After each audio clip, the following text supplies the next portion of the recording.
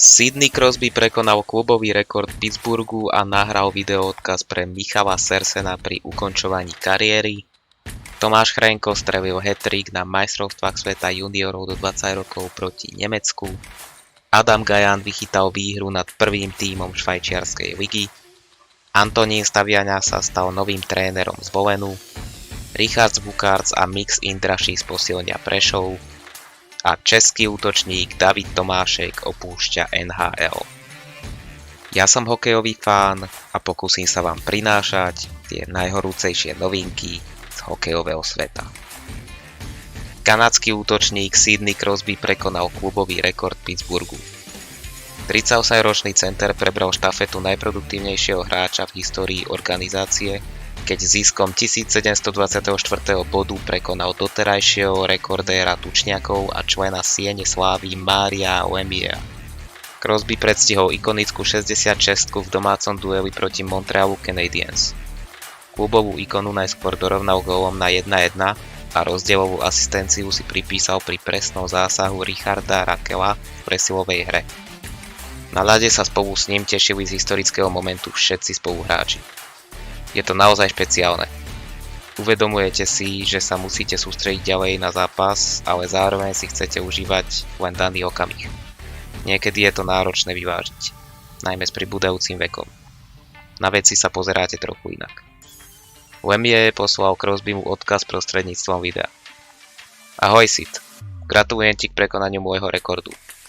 Už keď sme spolu hrali v roku 2005, som vedel, že budeš veľmi výnimočný hráč a dosiahneš veľké veci.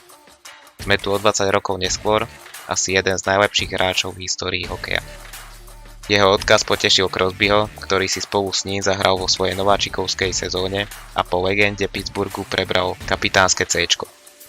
Vidieť, ako dal stíchov, keď prišiel odkaz od Mária, bolo neuveriteľné. Ak niekto nechápe, aký tu mal vplyv a dnes bol na zápase, myslím si, že tomu rozumie o niečo lepšie. Bolo to naozaj skvelé to vidieť.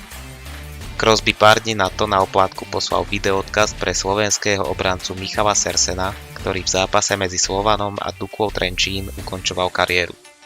Niekoľko srdečných slov mu venoval krátko pred zápasom. Sersen a Crosby totiž spolu v sezóne 2003-2004 pôsobili v zámorskej juniorskej QMJHL, keď obliekali dres klubu Rimouski Oceanic. Kanadský elitný hokejista si teraz zaspomínal na tieto časy a nášmu obrancovi poslal milý odkaz. Ahoj Serso, chcel by som ti len zablahoželať tvojej pozoruhodnej kariére. Bola to skutočne zábava hrať s tebou v Rimouski. Spoločne s ostatnými chalanmi sme vytvorili skvelú partiu. Hrať tak dlho ako ty určite vyžadovalo veľa odhodlania, tvrdej práce a nesmiernej vášne k tomuto športu. Dúfam, že si teraz nájdeš čas na oddych a na rodinu. Užívaj si dôchodok naplno a ešte raz gratulujem k tomu, čo si na ľade dokázal. Pod strechou štadióna Ondreja Nepelu tak v sobotu pribudol nový dres. K 14 vyradeným číslam sa po piatkovom večere oficiálne pridal aj 15 s číslom 8, ktoré počas svojej kariéry nosil Sersen. Hráči oboch tímov nastúpili na predzápasové rozkorčuľovanie v špeciálnych dresoch s týmto číslom a celý program večera sa niesol v znamení pocty a rešpektu. Slavnostnú atmosféru umocnil červený koberec aj emotívna ďakovná reč pred úvodným buj. Už som stal veľakrát pred vypredanou arénou, ale toto je pre mňa veľmi emočné. Ďakujem všetkým, ktorí stáli pri mne počas mojej kariéry. Ďakujem aj fanúšikom, lebo hokej som hral s radosťou aj pre vás. Slovenský útočník Tomáš Chrenko strelil hat-trick proti Nemecku na majstrovstvách sveta do 20 rokov. Chrenkov gólový gala večer proti Nemecku bol ako z učebnice hokeja. Prvý gól strelil po rýchlej orientácii v predbránkovom priestore, keď z otočky prekonal Linusa Villarda strelou nad betón. Pri druhom zásahu zúžitkoval prihrávku Adama Nemca, ktorý mu pripravil pozíciu pred poloodkrytou bránkou. Hat-trick završil so šťastím, keď jeho pas smerujúci na Nemca tečoval do vlastnej siete nemecký obranca. Hoci na hre v obrannom pásme a celoplošnom hokeji ešte musí zapracovať, jeho ofenzívne vnímanie hry patrí k tomu najlepšiemu, čo súčasný slovenský výber ponúka. Napísal o ňom po vydarenom stretnutí Steven Ellis, zámorský expert na juniorský hokej z portálu Daily Faceoff. Hat-trick poteší, ale bez spoluhráčov by som to nezvládol. Víťazstvo sa rodilo ťažko, ale hrali sme dobre. Táto šatňa má všetko, čo treba. S našim forčekom má každý super problém a dôležité takisto bolo, že sme išli do bránky a prvú tretinu sme ich prestrieľali. Hat-trick na medzinárodnej scéne nestrelil prvýkrát. Podarilo sa mu to aj na aprílových majstrovstvách sveta v hokeji do 18 rokov proti Nórsku.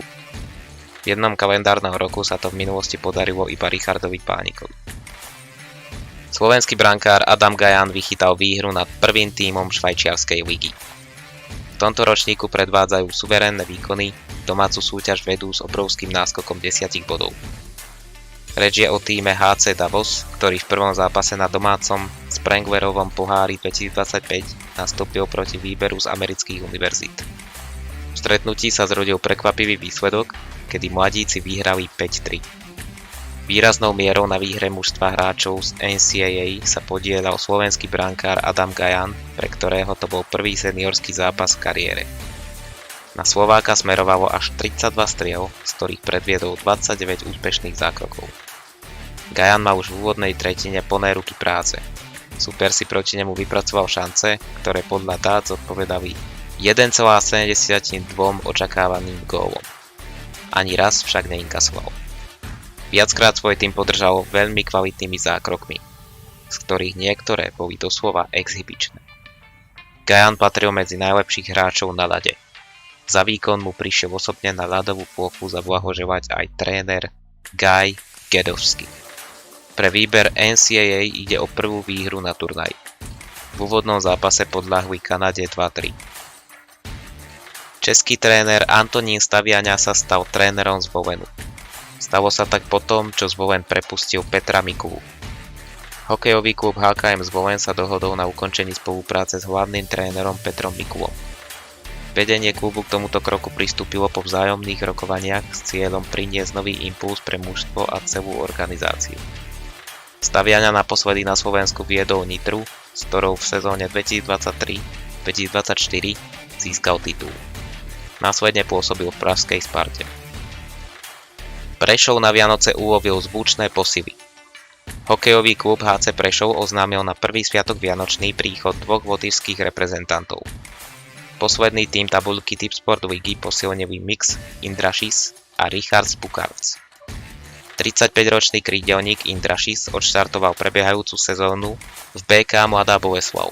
V najvyššej českej súťaži však odohral len 14 zápasov, v ktorých zaznamenal jednu asistenciu. V predchádzajúcich dvoch ročníkoch hral v Brynäs IF vo švédskej SHL a pôsobil aj v Nemecku, Švajčiarsku a dlhé roky v KHL. O 6 rokov mladší útočník Richards Bukarts bol v prebiehajúcej sezóne bez klubu. Pri bronzovom úspechu Lotyšska nazbieral v 10 zápasoch 11 bodov a bol najproduktívnejší hráč tímu. Na klubovej úrovni hral v Zámorí, v KHL, v nemeckej najvyššej súťaži, najvyššej švajčiarskej lige a nadnárodnej Ice Hockey League. Naposledy pôsobil vo Vítkoviciach. Obaja hráči sú súčasťou lotyšskej reprezentácie, s ktorou získali bronz na majstrovstvách sveta v roku 2023. Hokejový majster sveta David Tomášek sa dohodol v Edmontone na predčasnom ukončení zmluvy a podľa zámorských médií zamierí z NHL späť do švédskej ligy. 29-ročný útočník by sa mal vrátiť do Färjestedu, v ktorom prežil dve vydarené sezóny, kým sa tento rok v apríli dohodol s Oilers a podpísal ako nedraftovaný vodný hráč jednocestnú zmluvu na $1,2 milióna. Tomáškovi sa vstup do elitnej súťaže vydaril. Začal v prvom útoku a hneď pri debute v NHL si pripísal prvý bod. Postupne ale začal zostavou rotovať, až skončil medzi náhradníkmi. V lige odohral 22 zápasov a pripísal si 5 bodov za 3 góly a 2 asistencie. Vo švédskej lige sa v sezóne 2023-2024 stal 25 gólmi z 52 zápasov najlepším strelcom základnej časti a v minulom ročníku ako prvý Čech vyhral produktivitu. Navyše bol zvolený najužitočnejším hráčom SHL. Vo Färjestede mal pred svojím odchodom do NHL platnú zmluvu ešte na 1 rok. Klub tak na neho stále vlastní práva. Touto informáciou sa dostávame na koniec tohto videa, ktoré pevne dúfam, že sa vám páčilo. Pokiaľ sa vám páčilo a máte záujem o podobné videá, budem vám veľmi vďačný za zanechanie vašej odozvy na tomto videu. Ako príklad môžem použiť odoberanie môjho kanálu, ktoré vás nič nestojí a mňa bude motivovať k tvorbe podobných hokejových videí. Ešte takto na záver by som vám chcel veľmi poďakovať za podporu, ktorú ste mi v tomto roku dávali. Prajem vám šťastný nový rok a budem sa na vás tešiť v roku 2026.